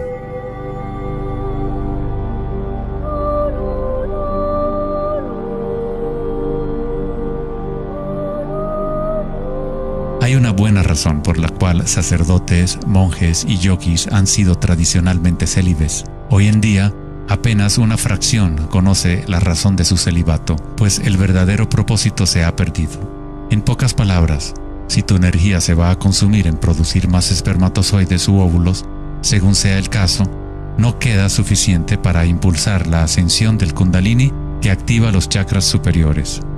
El Kundalini es energía vital, la cual es también energía sexual. Cuando la conciencia se enfoca menos en deseos animales y se coloca en los objetos que reflejan los chakras superiores, esta energía fluye de regreso a la médula espinal ascendiendo hacia esos chakras.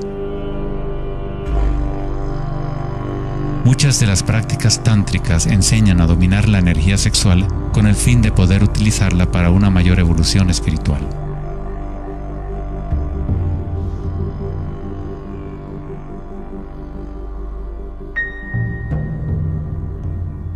Tu estado de conciencia crea las condiciones adecuadas para que tu energía pueda crecer. Entrar en un estado de conciencia no requiere de tiempo.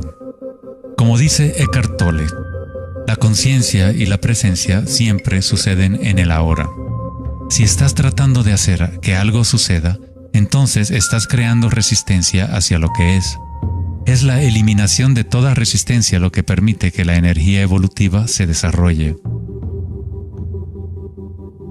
En la tradición yógica antigua, las posturas de yoga se han utilizado para preparar el cuerpo para la meditación. El Hatha Yoga nunca fue enseñado como un régimen de ejercicio, sino como una forma de conectar nuestro mundo interior y exterior. La palabra sánscrita Hatha proviene de las raíces Sol A y Luna Ta. En el Yoga Sutra original de Patanjali, el propósito de las 8 ramas del yoga es igual al noble sendero de 8 facetas del Buda, para la liberación del sufrimiento. Cuando las polaridades del mundo dual están en equilibrio, surge un tercer elemento.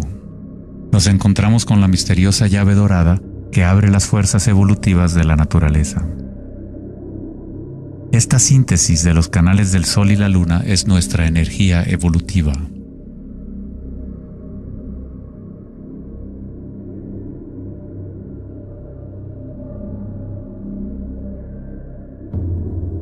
Puesto que ahora los seres humanos se identifican casi exclusivamente con sus pensamientos y con el mundo exterior, es en raras ocasiones que un individuo logra el equilibrio entre las fuerzas internas y externas, lo que permite el despertar natural del Kundalini.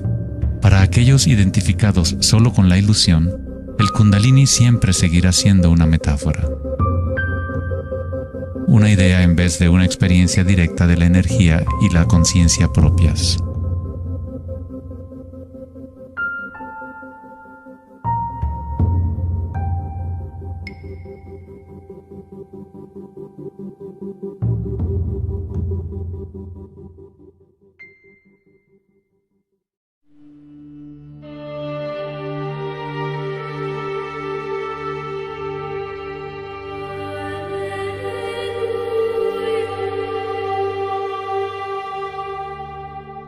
La vida, la libertad y la búsqueda de la felicidad.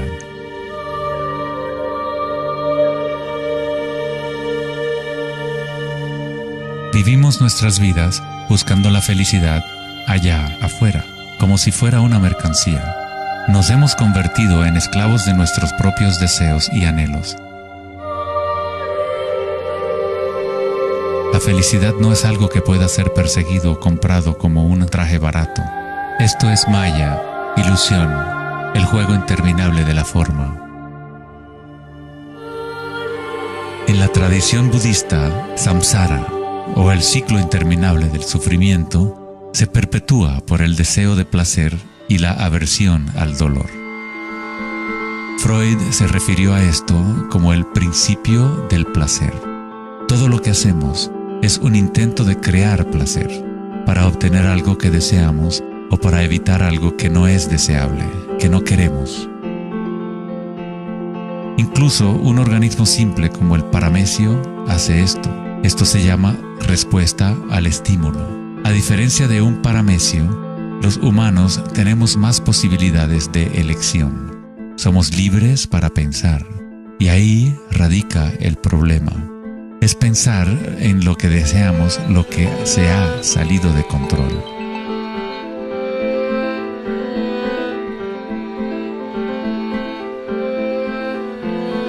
Safety systems armed. 10, 9, 8, 7, 6, 5, 4, 3, 2, 1, 0, and liftoff of Endeavour, going where east and west do meet at the International Space Station. El dilema de la sociedad moderna es que tratamos de entender el mundo no en términos de conciencia interna arcaica, sino cuantificando y calificando lo que percibimos como el mundo externo, a través de medios científicos y mentales. Pensar solo ha llevado a pensar más y a formular más preguntas.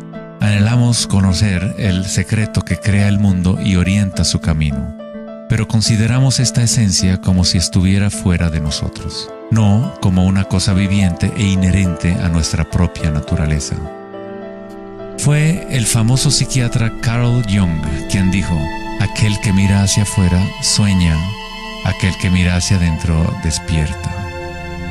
No tiene nada de malo desear estar despierto, ser feliz. Lo que está mal es buscar la felicidad fuera cuando solo se puede encontrar en nuestro interior.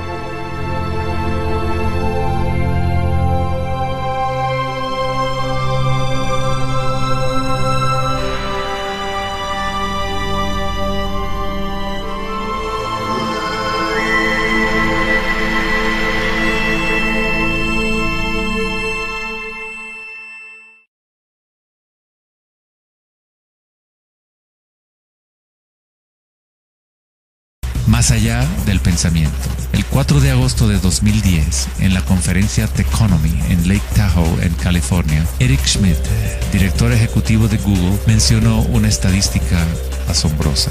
Cada 2 días creamos la misma cantidad de información que hemos creado desde los albores de la civilización hasta el año 2003. Es algo así como 5 exabytes de datos. Nunca en la historia de la humanidad hemos usado tanta la mente y nunca había habido tanta confusión en el planeta. ¿Podría ser que cada vez que pensamos en una solución a un problema, creamos 2 problemas más? ¿De qué sirve pensar tanto si no conduce a una mayor felicidad? ¿Somos más felices? ¿Más ecuánimes? ¿Más alegres como resultado de tanto pensar? O quizás nos aísla, nos desconecta de una experiencia más profunda y más significativa de la vida.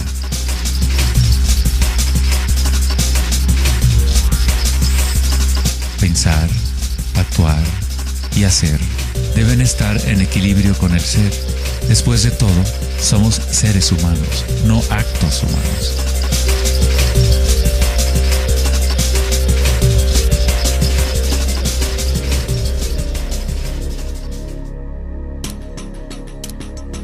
Queremos un cambio y queremos estabilidad al mismo tiempo. Nuestros corazones se han desconectado de la espiral de la vida, de la ley del cambio, mientras nuestras mentes pensantes nos conducen hacia la estabilidad, la seguridad y la pacificación de los sentidos. Con una fascinación morbosa, observamos asesinatos, tsunamis, terremotos y guerras. Constantemente tratamos de ocupar nuestra mente, llenándola de información. Programas de televisión transmitiendo de cada dispositivo imaginable, juegos y rompecabezas, mensajes de texto y todas las trivialidades posibles. Nos dejamos fascinar con la corriente infinita de nuevas imágenes, nuevas informaciones, nuevas formas de provocar y pacificar nuestros sentidos. los momentos de reflexión interior, nuestro corazón nos dirá que hay algo más en la vida que nuestra realidad actual, que vivimos en un mundo de espíritus hambrientos, siempre anhelando más y nunca satisfechos.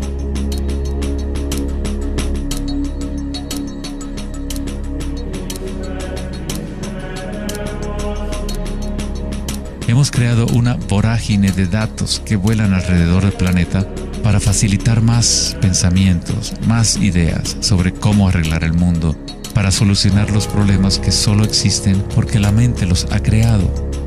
Los pensamientos han creado todo el lío en el cual nos encontramos actualmente. Libramos guerras contra enfermedades, enemigos y problemas. La paradoja es que aquello que resistes, persiste. Cuanto más te resistes a algo, más se fortalece.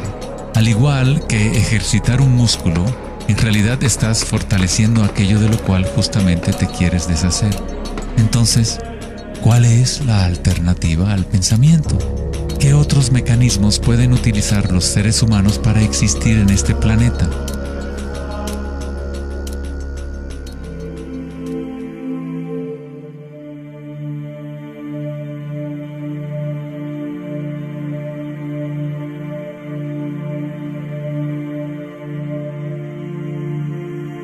Mientras que la cultura occidental en los últimos siglos se ha centrado en la exploración de lo físico mediante el uso del pensamiento y el análisis, otras culturas antiguas han desarrollado tecnologías igualmente sofisticadas para explorar el espacio interior. Es la pérdida de nuestra conexión con nuestro mundo interior lo que ha creado un desequilibrio en nuestro planeta.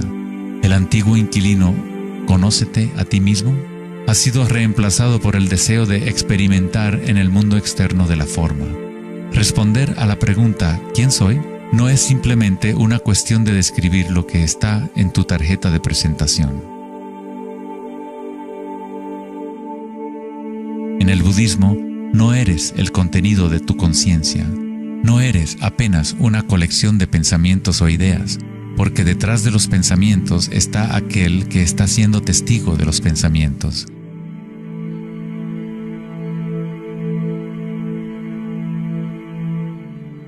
El dicho enfático, «Conócete a ti mismo», es un koan del Zen, un acertijo sin respuesta. Como un perro persiguiendo su cola, es solo la identidad del ego que quiere encontrar una respuesta, un propósito.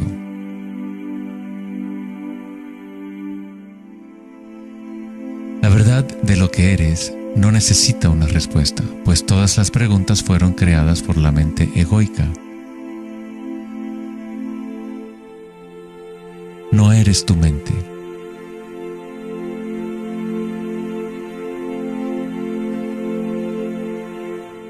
La verdad no yace en más respuestas, sino en menos preguntas. Como dijo Joseph Campbell, no creo que la gente esté buscando el significado de la vida, más bien buscan la experiencia de estar vivos.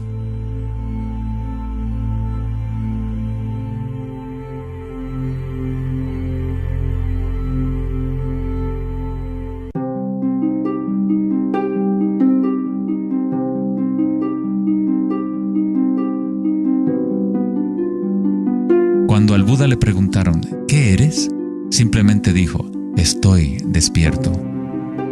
¿Qué quiere decir eso, estar despierto?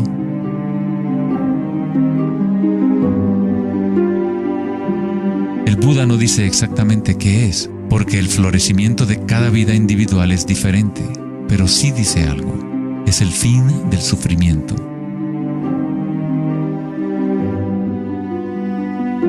Toda tradición religiosa importante tiene un nombre para el estado de estar despierto: cielo, nirvana o moksha.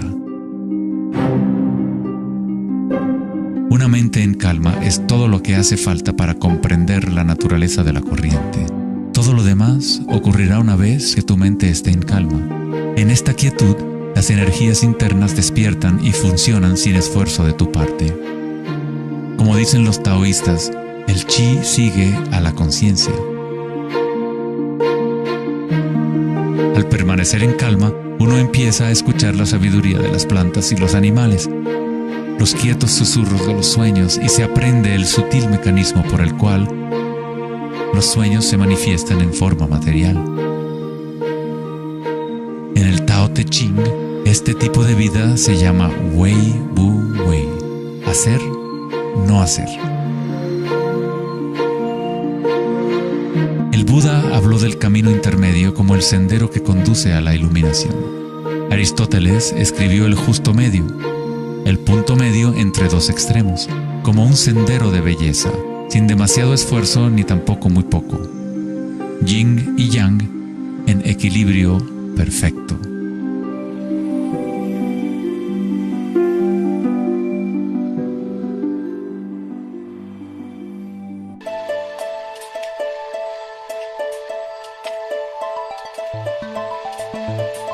La noción de Vedanta sobre Maya, o la ilusión, es que no experimentamos el medio ambiente en sí, sino una proyección creada por los pensamientos.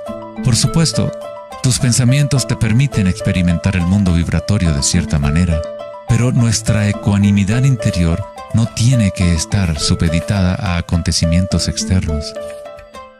La creencia en un mundo externo independiente del sujeto que percibe es fundamental para la ciencia. Pero nuestros sentidos solo nos entregan información indirecta. Nuestras nociones acerca de este mundo físico creado por nuestra mente están siempre filtradas por nuestros sentidos y, por lo tanto, siempre son incompletas. Hay un campo de vibraciones que subyace en todos los sentidos.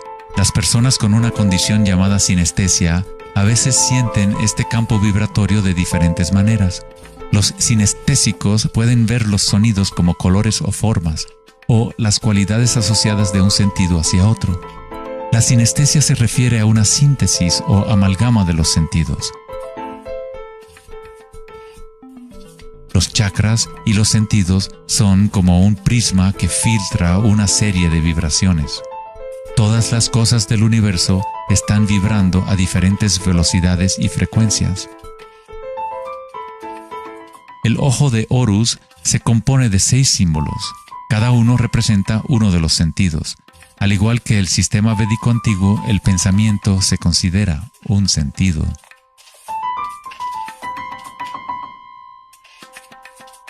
Los pensamientos se perciben simultáneamente como sensaciones que se experimentan en el cuerpo. Surgen de la misma fuente vibratoria. El pensamiento es simplemente una herramienta, uno de los 6 sentidos, pero lo hemos llevado a un estado tan elevado que nos identificamos con nuestros pensamientos. El hecho de que no identificamos el pensamiento como uno de los 6 sentidos es muy significativo. Estamos tan inmersos en nuestros pensamientos que al tratar de explicar el pensamiento como un sentido, es como explicarle a un pez el agua. ¿Agua? ¿Qué agua?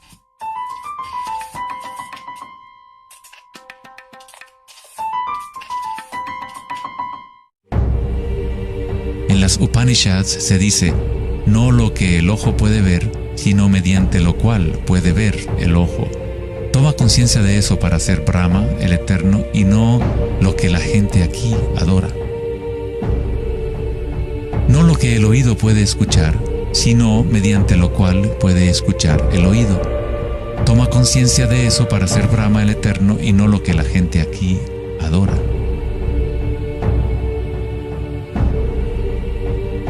No lo que el habla puede iluminar, sino mediante lo cual el habla puede iluminarse.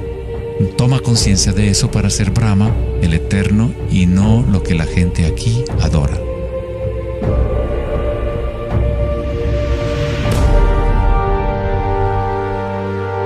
No lo que la mente puede pensar, sino por lo cual la mente puede pensar. Toma conciencia de eso para ser Brahma, el Eterno, y no lo que la gente aquí adora.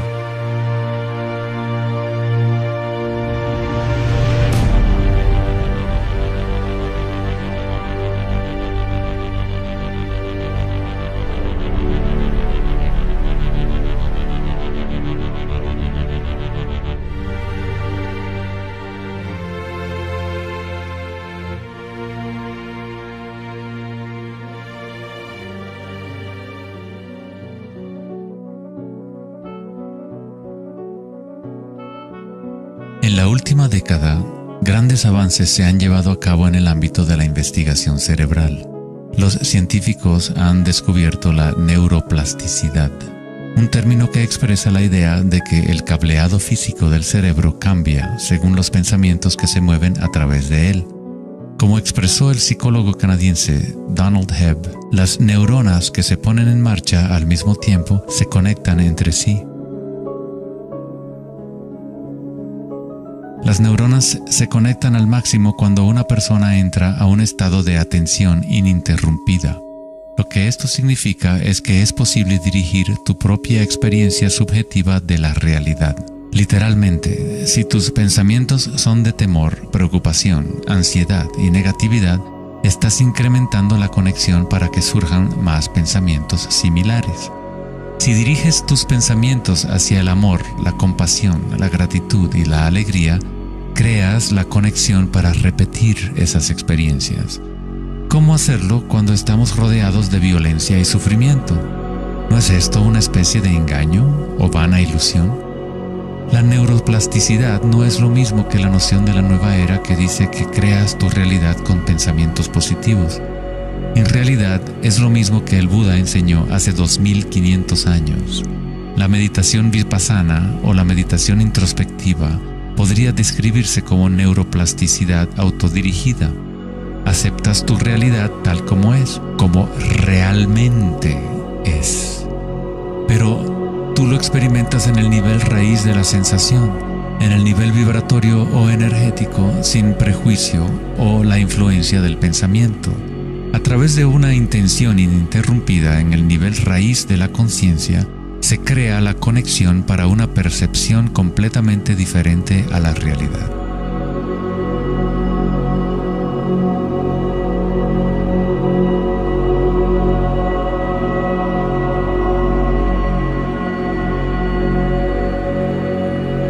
La mayor parte del tiempo lo entendemos al revés.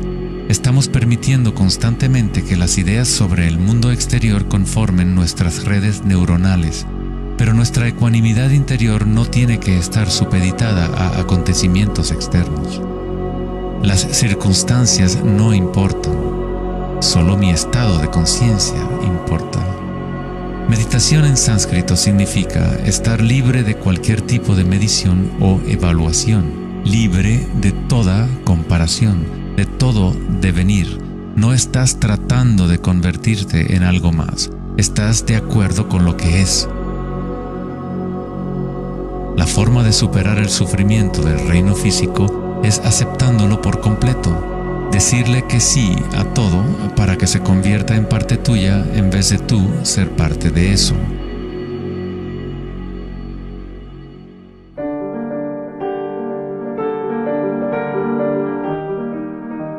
¿Cómo se puede vivir de tal manera que la conciencia deje de estar en conflicto con su contenido? ¿Cómo puede uno vaciar el corazón de las ambiciones mezquinas? Debe haber una revolución total en la conciencia, un cambio radical en la orientación del mundo exterior al interior. No es una revolución provocada solo por la voluntad o el esfuerzo, sino también por la entrega total, la aceptación de la realidad tal como es. Solamente desde el corazón podemos tocar el cielo. Rumi. La imagen del corazón abierto de Cristo transmite de forma poderosa la idea de que uno debe abrirse al dolor. Uno debe aceptar todo si desea permanecer abierto a la fuente de la evolución. Esto no significa que te conviertes en un masoquista. No buscas dolor, pero cuando el dolor viene, lo cual inevitablemente ocurre, simplemente aceptas la realidad tal como es en lugar de anhelar otra realidad. Los hawaianos han creído durante mucho tiempo que es a través del corazón que aprendemos la verdad. El corazón tiene su propia inteligencia, tan obvia como la del cerebro. Los egipcios creían que el corazón, y no el cerebro, era la fuente de la sabiduría humana. El corazón era considerado el centro del alma y la personalidad. Era a través del corazón que se expresaba la divinidad, impartiendo conocimientos a los antiguos egipcios sobre su verdadero camino. Este papiro representa la medición del peso del corazón. Era considerado algo bueno pasar la vida después de la muerte con un corazón liviano. Eso significaba que habías tenido una buena vida. Una etapa universal o arquetípica que experimentan las personas en el proceso del despertar del centro del corazón es la experiencia de la energía personal como la energía universal.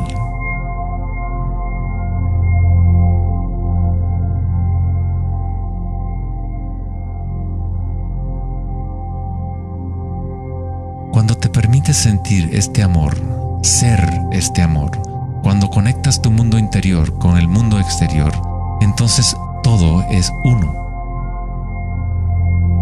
¿Cómo podemos experimentar la música de las esferas? ¿Cómo se abre el corazón?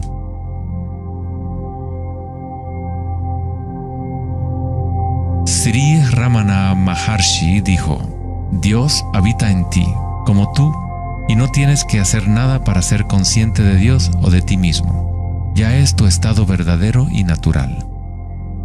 Solo abandona toda búsqueda, dirige tu atención hacia adentro y sacrifica tu mente al único ser irradiando en el corazón de tu propio ser. Para que esto sea tu experiencia que vives en el presente, el autoconocimiento es el único camino directo e inmediato.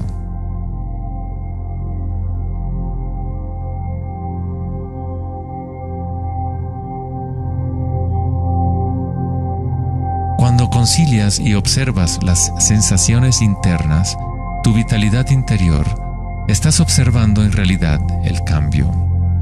Esta fuerza del cambio es el surgimiento y la muerte que ocurren cuando la energía cambia de forma. El grado en que una persona ha evolucionado o alcanzado la iluminación es el grado en que uno ha adquirido la capacidad de adaptarse a cada momento o a transmutar la corriente de circunstancias humanas, siempre cambiantes, el dolor y el placer en gozo.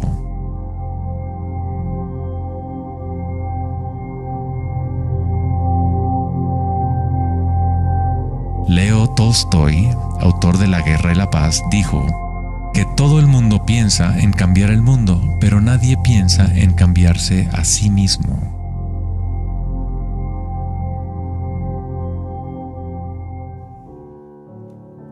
Darwin dijo que la característica más importante para la supervivencia de la especie no es la fuerza o la inteligencia, sino la capacidad de adaptación a los cambios.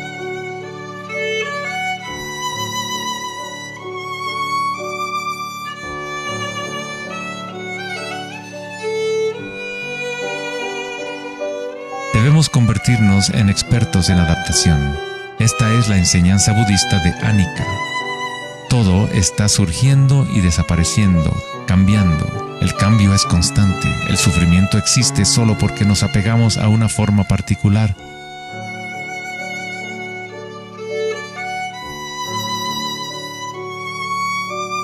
Cuando te conectas a la parte tuya que observa, con la comprensión de Anicca, el gozo surge en el corazón.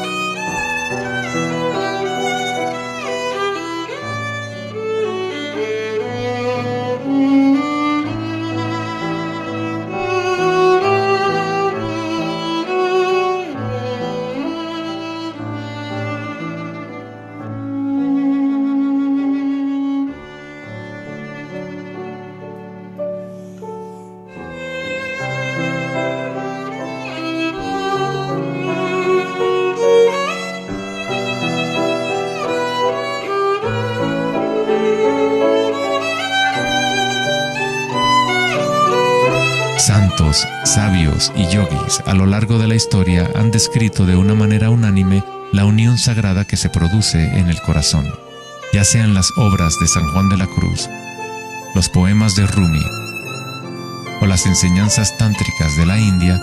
Todas estas enseñanzas diferentes tratan de expresar el misterio sutil del corazón. En el corazón, esta es la unión de Shiva y Shakti, la penetración masculina en la espiral de la vida y la entrega femenina al cambio. Atestiguar y aceptar de forma incondicional todo lo que es. Con el fin de abrir tu corazón, debes abrirte a los cambios. Vivir en el mundo aparentemente sólido, danzar con él, comprometerte con él, vivir en plenitud, amar por completo, pero sabiendo que es transitorio y que, en última instancia, todas las formas se disuelven y cambian. El gozo es la energía que responde a la calma. Surge al vaciar la conciencia de todo contenido. El contenido de esta energía de gozo, producto de la calma, es la conciencia. Una nueva conciencia del corazón. Una conciencia conectada a todo lo que es.